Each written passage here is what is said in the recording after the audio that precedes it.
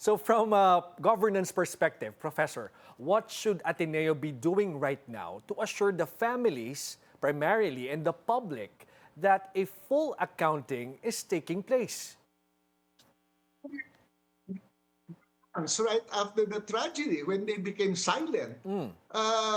Silence is interpreted by many people as guilt. First they were silent. They should have. There are three aspects of a crisis communication system that should be put in place by all institutions. First, you must admit that there is a problem. You must admit that a tragedy happened. That has to be very clear. You cannot escape from that.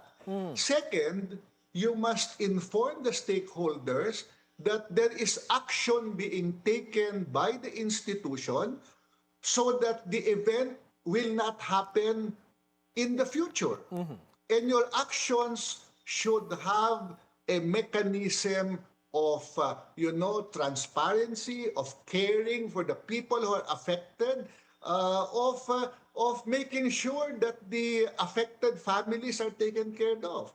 What I am very surprised at, because Ateneo is a top university, not only the silence, they did not even reach out to the family immediately.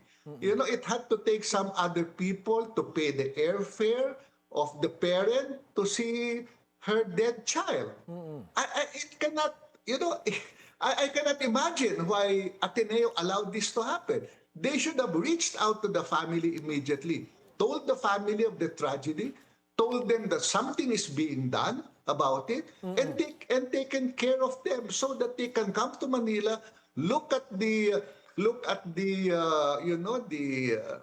child situation, yes. that died, and assuage them that the university is on top of the situation and is acting on it.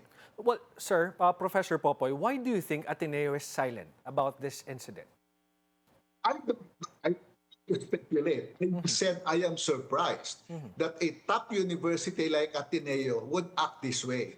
I am very surprised because, I was with the University of the Philippine System. I was Vice President for Public Affairs under President Fred Pascual.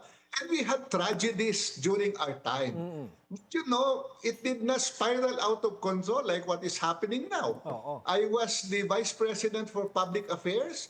And when we had tragedies in the university, when students died, not just in UP Diliman, but also in UP Los Baños, etc., we acted immediately. We had a crisis communication system in place through me as Vice President for Public Affairs and the information directors of each campus, and we acted immediately.